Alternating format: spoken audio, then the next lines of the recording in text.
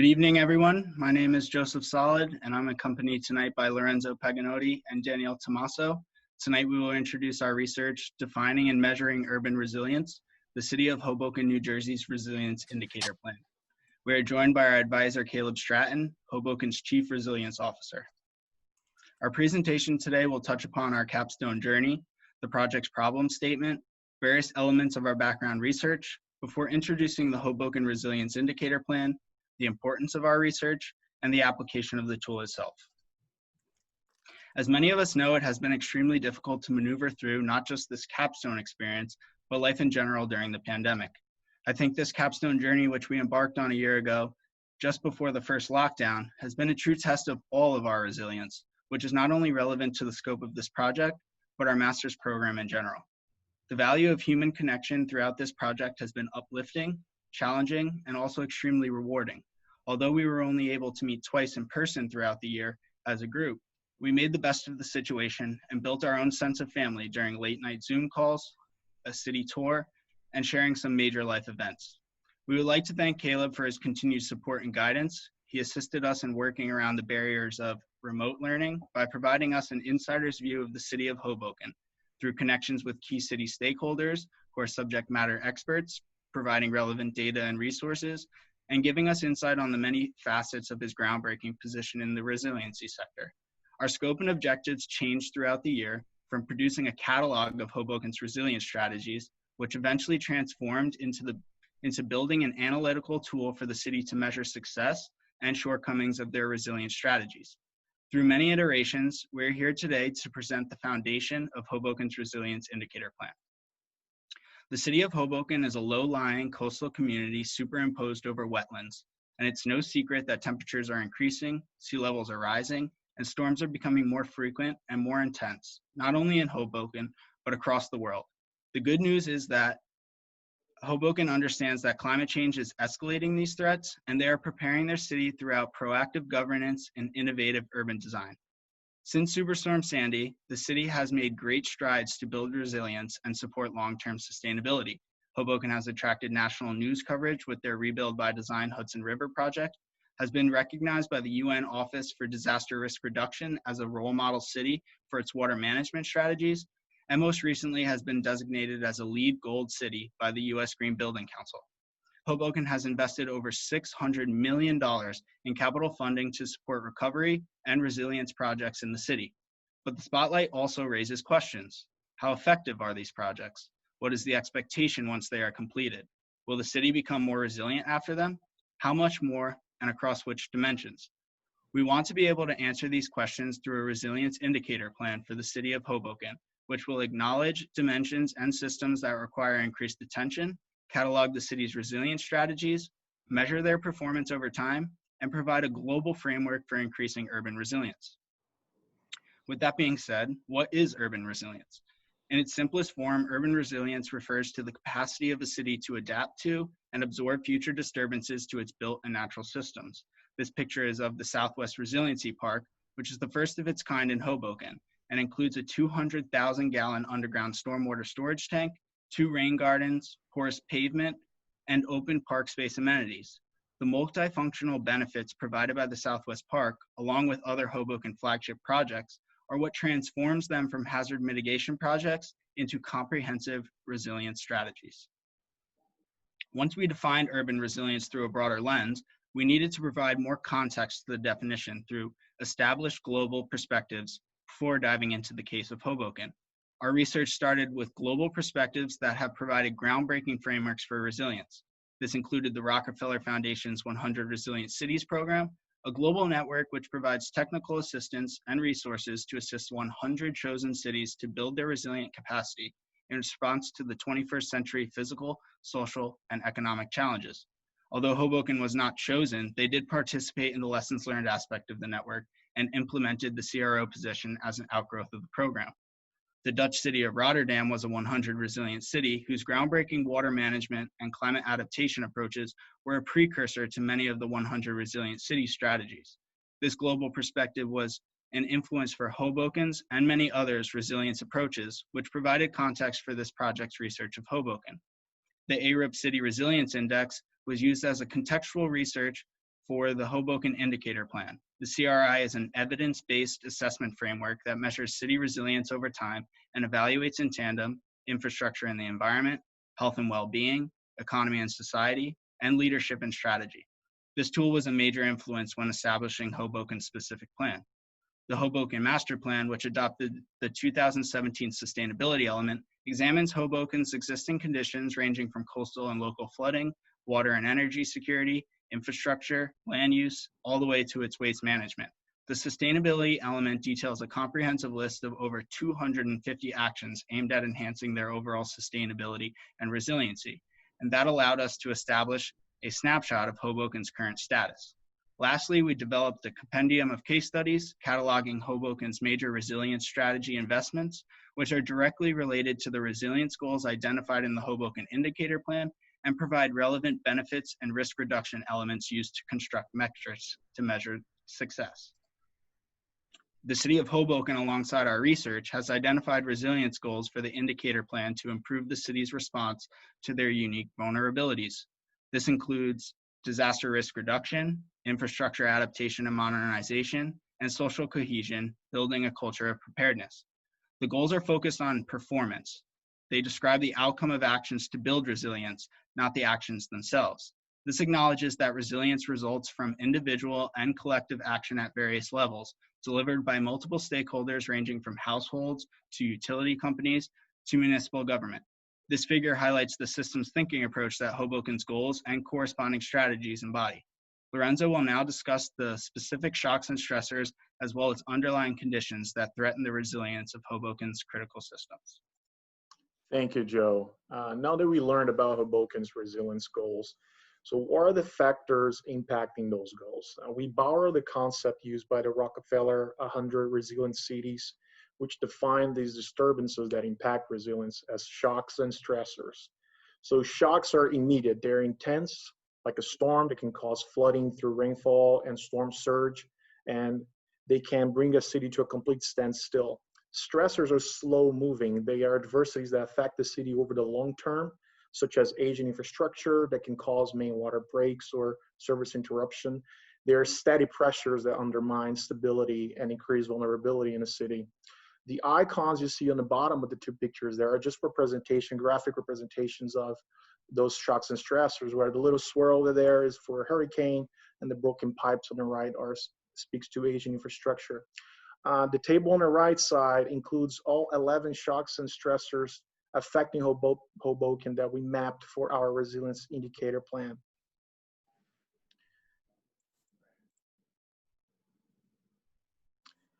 The city management, so Hoboken's management, is well aware of those shocks and stressors, and since Superstorm Sandy, a critical part of their resiliency strategy is to invest in projects that will reduce flood risk, will modernize and adapt infrastructure, and build a culture of preparedness ultimately.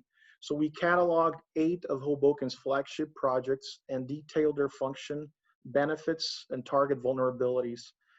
You can see the list of the projects there. I will highlight 3 of them. There are really 3 buckets of capital investments. On the top right, you see there the elevated and consolidated Madison Street substation. This substation was built above floodplain and is part of the infrastructure adaptation and disaster risk reduction plans. PSNG owns the substation. It costs roughly $170 million and is fully operational already. The picture in the middle was taken from one of our site visits in August, and it's the Northwest Resilience Park, which will feature a 1 million gallon underground storage tank for rainwater detention. The construction will also include a park pavilion that will add shading, social and economic value to the community, and it contributes directly to disaster risk reduction and also infrastructure adaptation. The park will cost around $150 million, and it's scheduled to be completed by 2021. And lastly, the rest picture on the bottom right is for the Rebuild by Design. I think some of you are familiar with this project. I've heard about before, where they are leveraging over $230 million worth in coastal flood protection strategies along the shore. So what comes next, right? All these very ambitious projects, the rendering you see there of the harbor in Hoboken shows the transformation that the city is going to go through. And maintaining these projects is a big commitment. And the city's management must be able to demonstrate and say, hey, this is why these projects are important. This is the efficacy of each one of them and the importance of these investments so they can continue to work towards more resilience adaptation. And that's why the resilience plan, indicator plan that we're coming up with will help quantifying these benefits.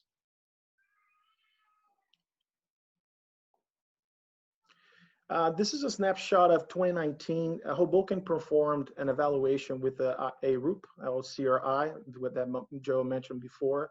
And what you see there is the results of the performance of Hoboken back then. Though the performance of this assessment looks overall good, the reports lacks specificity and direct association to the city's resiliency efforts. So, next slide, please. So the Capstone team, we used this momentum from the CRI evaluation exercise to develop our resilience-focused indicator plan. So as Joe's described, indicator plans are widely used in the sustainability field to quantify progress made over time and according to their development goals. They're very useful for quantifying the efficiency of existing efforts and influencing the positive change on increasing resilience, for example. So we used a 10-step framework that's shown here on the right side to develop our resilience-focused indicator plan. We reviewed existing plans, including Arip, and identified this framework, which we later discovered that it aligns directly to the Six Sigma process management tool, the MAIC, and that pretty much served as a validation of the appropriateness of our approach to this. So going a little bit deeper on the framework, the first step of the framework is to identify goals, which Joe already mentioned. The second step is where you look at the shocks and stressors, which are the 11 shocks and stressors from the table on the previous slides. And the third step is where you identify indicators. Now, what are the indicators, right? Indicators are specific, measurable ways in which to quantify your progress. So in our case, is to quantify progress towards resilience. So our indicators will be basis for a sound decision making. They will integrate complex issues and provide a simple signal that a decision maker can understand. And in total, we identified 24 indicators associated with the shocks and stressors. And Danielle will speak to the methodology used on selecting them and their associated metrics. Thanks, Lorenzo. So after we identified those 24 indicators that speak to shocks and stressors, we focused on developing performative metrics, which are ways to measure resilience. So these metrics are specific and quantifiable and speak to the important aspects of resilience where the city wants to make progress. As a starting point, we first completed a literature search of existing indicator plans and identified metrics that could just be generally applicable to Hoboken. We then worked with our advisor to identify metrics that best speak to the city's 3 goals that Joe identified. And through this process, we identified 44 metrics for the 24 indicators, without at least 1 metric for each indicator to ensure that there's a measure of progress for each indicator. And by identifying the 44 metrics, we completed the scope of work for our indicator plan within our Capstone project. I just want to note that steps 5 through 10 in the framework on the right-hand side of the slide relate to the administration and iterative update of the plan, which will be led by the City of Hoboken municipal government. On the left side is a summary of the resilience indicator plan with the relationship of shocks and stressors and the indicators and metrics. And you'll see that the shocks and stressors are shown in those green hexagons, and their related indicators and metrics are shown next to them. On the right is just a snapshot of the indicators and metrics related to storm surge. And you'll see that this first metric of % of community in the 100% floodplain is a good way to quantify its related indicator of mapping hazard and exposure. So we could quantify hazard by measuring the extent of the community located in the 100-year floodplain. And I want you to remember that because we're going to use this as an example in a few slides. So through our Capstone work on the indicator plan, once it was completed after developing the indicators and metrics, we wanted to measure the city's current state of resilience in order to provide an understanding for the city and recommended ways in which they could increase resilience. We found readily available data sources for about half of the metrics.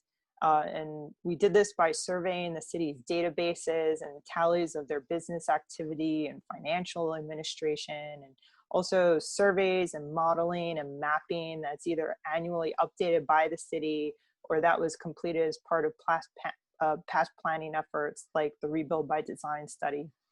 So for example, to measure the metric related to percent of community in the floodplain presented on the last slide, we use FEMA's National Flood Insurance Program flood insurance maps like that on the right hand of the slide to determine the extent of the city located within the 100-year floodplain for the indicator associated with storm surge. We use the data to complete a snapshot of the city's current state of resilience. Doing so provided a baseline to measure progress made over time. It also helps with identifying weak points or major areas of improvement that could significantly affect resilience. And lastly, it helps to identify ways in which the resilience plan may be improved as it's implemented over time. We assess the resilience of about half of these metrics for which we have data to provide a 2020 snapshot. And here's just highlight some of the more interesting things we saw. On the top, you'll see 85% of the city is located within the 100-year floodplain, which of course threatens critical infrastructure and human health. And this means that most of the city's infrastructure and population are at risk from the effects of storm surge. This is a vulnerability that we know the city is tracking, and also that the Rebuild by Design Hudson River project that Lorenzo mentioned aims at reducing. Next slide, please, Joe. What the 2020 snapshot told us is that there are many ways for increasing resilience in the city, and that to achieve them, we need to approach resilience as a team sport. Government, the public, stakeholders, nonprofits, international groups are all at the table. Key tools in providing context for increasing resilience include emergency alerts, like those that the city sends out before and after disasters and natural hazards, like the alert on the top right that was sent out yesterday about the current storm conditions, and also engineering data like we see on the bottom left that shows CSO outfall elevation data that we use to understand how stormwater outfalls may be affected by tidal flooding and sea level change. So with the data in hand, we identified a broad outline for future success by providing a list of ways in which the city can increase its resilience. We organized our recommendations by metric, like you see here related to sea level rise. This is a good example about how the waterfront is both one of the city's greatest assets, but also one of its greatest liabilities. And we see through measuring the metric that almost a mile of shoreline is vulnerable to the effects of sea level change. But we also see that there are ways that the city can turn this problem into an advantage. One of our recommendations is to reduce the extent of the waterfront vulnerable to sea level rise by thinking about all aspects of resilience. So not only focusing on storm surge damage or sea level change, but also thinking about ways to improve recreation and aesthetics along the waterfront. We recognize that the plan is only valuable if it's implemented and updated in an iterative process over time. And so to that end, we recommend that the City of Hoboken complete steps 5 through 10 of the planning framework, and for the City Council to approve and adopt the plan. We also think the city should continue being a champion for its existing and future resilience projects. And this includes providing city funding for these projects, but also applying for federal and state grant programs. We also think that the city should continue collaborating with the community and strengthening relationships it forged prior to Superstorm Sandy when it started planning its open space initiative. We also think that the city should continue participation in interagency resilience programs like the Rebuild by Design initiative and the 100 Resilient Cities program in order to identify funding sources and to share lessons learned on a broader scale. And then finally, we encourage stakeholders and the public to continue participating in the process and advocating for increasing resilience in their community. And with that, Joe, Lorenzo, and I would just like to thank everyone very much for their time tonight. We had a lot of fun completing our project, and we just want to give a special thanks to Hillary for introducing us to Caleb and also introducing us to each other in last year's City and Sustainabilities class. And Catherine for her leadership with the Capstone program, and all of the resilience professionals who took time to share their perspective with us, and they greatly informed our project. And then lastly, to our fellow Capstone teams for listening to us tonight and giving us feedback and inspiration throughout the past year. Thanks a lot. Great, thank you so much, team. I'll start with David or Jim, whoever wants to jump in. I'll jump in since the first one. I was expecting some Frank Sinatra music in the background since it was Hoboken. Well, thank you for the presentation. It looks, looks interesting. Looks like you did a lot of work there on, and I liked that little chart, although it wasn't up on the screen very long, that linked the shocks, the goals, the indicators, and the metrics. I would have liked to have seen that a little longer than about 3 seconds. I realize you only had 20 minutes though.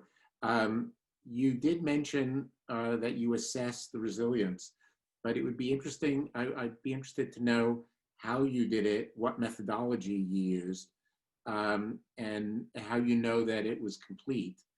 And also, I think a nice way of demonstrating this would be to simulate a stress test.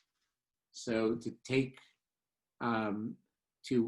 create an event in theory and go through all the steps of what gets set off, what the indicators, the metrics, and how they would be addressed.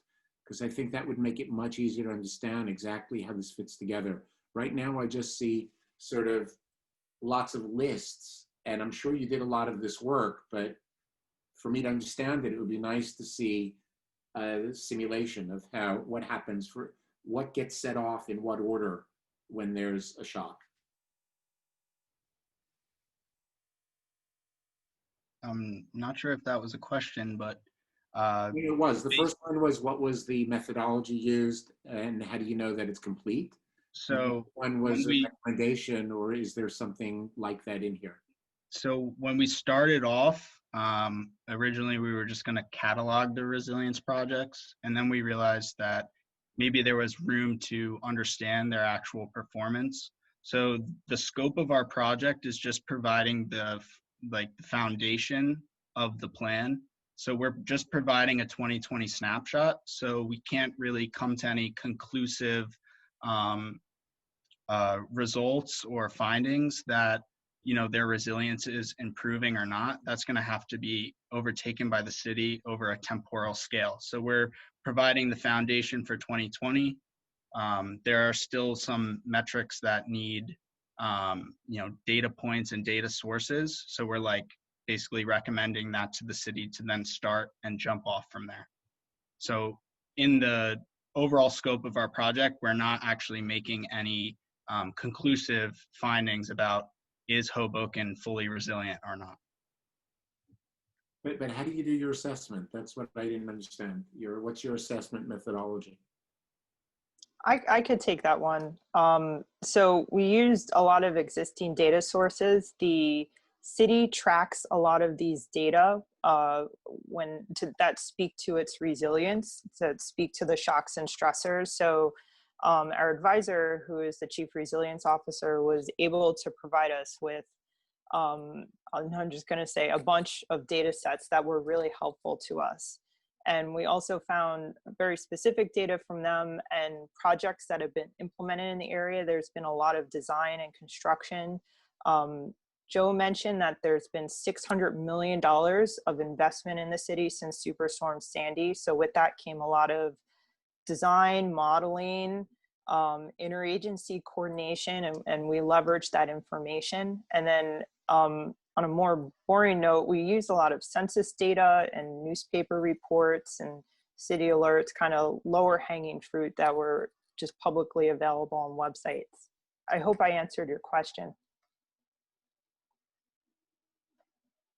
I mean, I see the data. I see. So it sounds like you did a qualitative analysis based on a lot of the data that you could find to assess whether whether there was a response to particular issues that would come up as in a shock or in a long-term situation. That there wasn't that you were doing that these were qualitative assessments as opposed to particular models. So we, when it came to assessing the resilience, you know, putting numbers to the metrics, that was quantitative. Things like number of pumps, you know, that's a number, that's something that we could count. Our recommendations, however, you're right, or more qualitative, just based on the data, what the data were showing.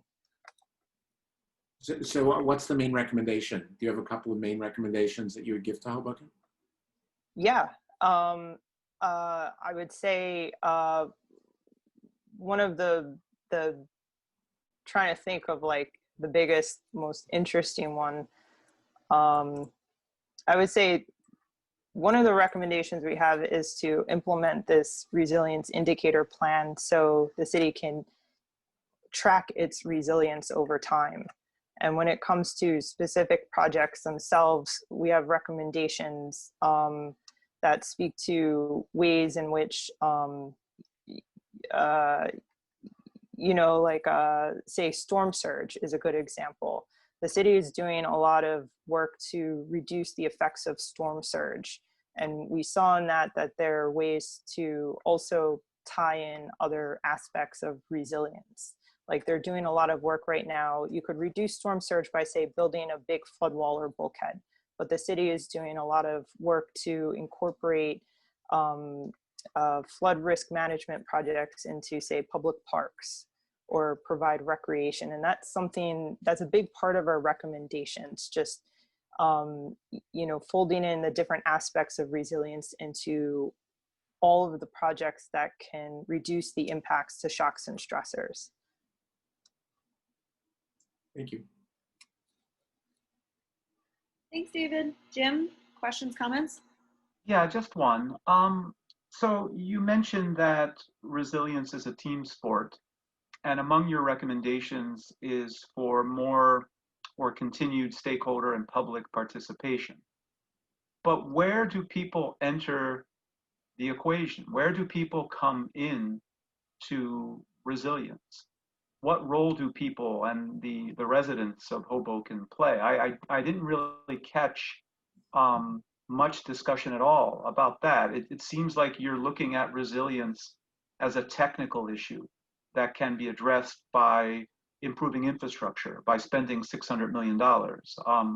So I'd appreciate any feedback that you might have. Yeah, so we didn't include a lot of conversation about the stakeholder engagement on the public end, just trying to stick to the scope of the project. But when we met with a lot of the city stakeholders who are the leading design firms and engineering firms, a major part of the design process when they're building, say, the Northwest Resiliency Park, which is going to have the largest underground storage tank in the Northeast, they hold extensive public engagement to bring the community together to not only educate them on why these investments are important, but what elements of amenities do they want to be represented in their community. So it's not only that you're facilitating education about the issues, but you're also inviting them to be part of the design of the project. So like, for instance, the Northwest Resiliency Park went through